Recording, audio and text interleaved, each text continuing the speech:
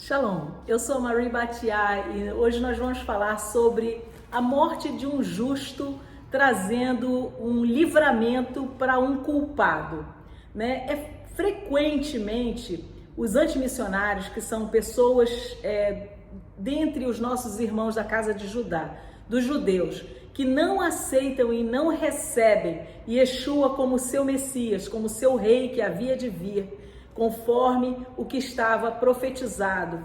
Eles não só não aceitam, como eles combatem várias coisas que está estabelecido como tendo ocorrido no Novo Testamento, como demonstração de que Yeshua, que quer dizer salvação de Yahweh, né, era aquele que havia de vir, o Messias de Israel, o nosso rei, o Salvador. E na porção Matot Masei, que é uma porção de leitura semanal que nós fazemos, e aqui é uma porção dupla, né, no livro de Números, são os últimos capítulos do livro de Números.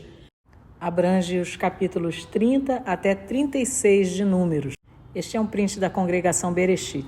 Indico para vocês que acompanhem o Café com Torá, onde as porções são analisadas. E Matot significa tribos, Masei significa acampamentos. Então, tribos e acampamentos, né? E no capítulo 35 do livro de Números, nós temos essa questão da morte de um justo servindo para livrar um culpado.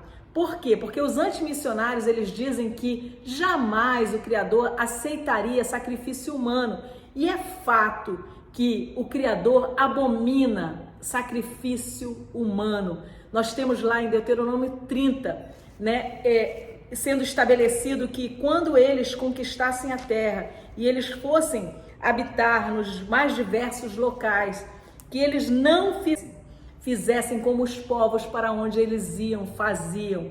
Nada cultural que fosse aos seus deuses eles deviam imitar. E muito menos os sacrifícios de crianças, como para aquele falso deus lá, que não vale nem a pena a gente mencionar, né? Isso vocês podem ler lá em Deuteronômio capítulo 12, a partir do verso 28, 29, até o 32. Então, realmente, é verdade que o Criador, ele não aceita sacrifício humano. E dentre um dos argumentos também é que o tipo de coisa que podia ser sacrificada era restritivo, né? Um termo jurídico é numerus clausus, ele não é aberto, né? Por exemplo, você não podia oferecer como sacrifício um cavalo, né? Os animais que podiam ser oferecidos eram aqueles ali que estão estabelecidos na Torá, né? O carneiro, o bode, o boi, né? Então são esses os animais. O pombo não pode ser qualquer coisa. E por isso, e pelo fato de não se aceitar sacrifício humano, Yeshua não poderia ter sido o sacrifício por nós propriamente. E, de fato, essa argumentação, ela é real face a Torá, né? Apesar de João Batista ter dito, eis o Cordeiro que tira o pecado do mundo, porque é o sangue de Yeshua morto na Páscoa, que é a vida dele pela nossa vida, que nos poupa, ou poupará, né? Que nós herdemos a segunda morte, né? Que quando o anjo da morte passar, ele não nos encontre esse sangue no umbral das nossas portas, que é a nossa vida, né? Então, mas a Torá, ela não é uma coisa linear, ela não é unívoca, ela tem camadas de interpretação e muitos desenhos que se sobrepõem. E aqui a gente enxerga a morte de um justo livrando um culpado de uma forma maravilhosa, e isso aqui é uma sombra do nosso Messias. Vejamos, capítulo 35 do livro de Números, a partir do verso 9. Lemos no verso 9, Yahweh falou a Moisés dizendo, fala aos filhos de Israel e diz-lhes, quando cruzardes o Jordão para a terra de Canaã, indicareis vossas cidades, que vos sejam cidades de refúgio, para que o homicida que matar alguma pessoa sem intenção possa fugir para lá. No verso 12 continua: e estas cidades vos serão cidades para refúgio do vingador, para que o homicida não morra antes de comparecer perante a congregação em julgamento. E no julgamento poderiam haver 3 sentenças. Sendo inocente, seria liberado. Se o homicídio fosse com intenção de matar, ele poderia ser morto pelo vingador do sangue, que em regra era alguém da família.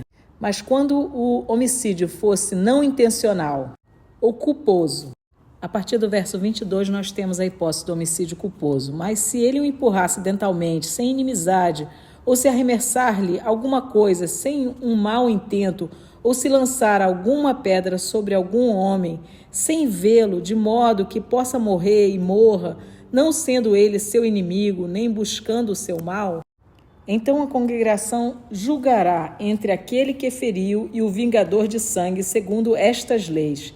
E a congregação livrará o homicida da mão do vingador de sangue, e a congregação o devolverá à cidade de seu refúgio, para onde havia fugido, e ali permanecerá até a morte do sumo sacerdote, que foi ungido com óleo santo. 26. Mas se em alguma ocasião o homicida deixar os limites da cidade do seu refúgio para onde havia fugido, e o vingador de sangue o encontrar fora dos limites da cidade do seu refúgio, se o vingador de sangue matar o homicida, ele não será culpado do sangue, porque ele deveria ter permanecido na cidade do seu refúgio até a morte do sumo sacerdote. Mas depois da morte do sumo sacerdote, o homicida retornará à terra da sua possessão. É interessante que esses conceitos de crime doloso e culposo são exatamente os mesmos do nosso direito atual. Nós vamos ler sobre o vingador do sangue, nós vamos ler sobre o estabelecimento de cidades de refúgio e nós vamos ler sobre o homicida, né? E na hipótese em que ele não tiver obrado com dolo, mas com culpa, ele vai poder entrar na cidade de refúgio. E quando ele for acolhido numa cidade de refúgio, ele ficará ali por um tempo indeterminado, não é um X número de anos fixos. O que a Torá diz aqui no livro de Números, Bamidbar? Ela diz que ele ficará até a morte do sumo sacerdote. Até que o sumo sacerdote morra, ele ficará. Porque se ele sair da cidade de refúgio antes da morte do sumo sacerdote, que é o sumo sacerdote, durante o período de vida dele, ele poderá ser morto. Então, é a morte, melhor dizendo, do sumo sacerdote que o liberará desta sentença pelo homicídio culposo, né? E é interessante que nós temos no livro de Hebreus, né? No livro de Hebreus, no capítulo 8, nós temos que Yeshua, ele é o nosso sumo sacerdote.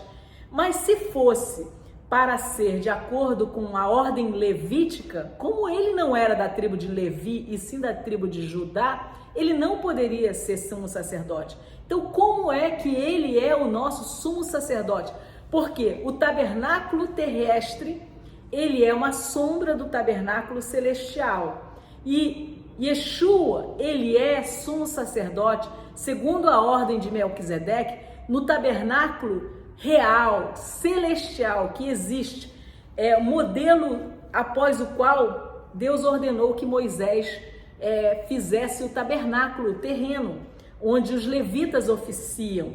Então, lá neste tabernáculo celestial, Yeshua, como nosso sumo sacerdote, é lá que ele, então, a presença dele lá, e a partir da morte, aqueles que recebem ele estão liberados, né? Estão liberados da culpa pelo crime que todos cometemos, que é o pecado, porque o salário do pecado, ele é a morte do justo, já prefigurada aqui no capítulo 35 de Números. É maravilhoso isso. Então, esse breve comentário, apenas para termos mais uma sombra do Messias, né? Porque Yeshua diz lá em João 5 que tudo é sobre ele, né? Examinais as Escrituras, porque cuidais ter nela a vida eterna, e são elas que de mim testificam. Então, Yeshua diz que as Escrituras, elas testificam acerca dele, do Messias. Então, quando nós enxergamos o Messias nas Sagradas Escrituras, nós estamos discernindo, entendendo do que elas de fato trazem no seu aspecto profético e espiritual para as nossas vidas. E assim eu me despeço dizendo Shalom.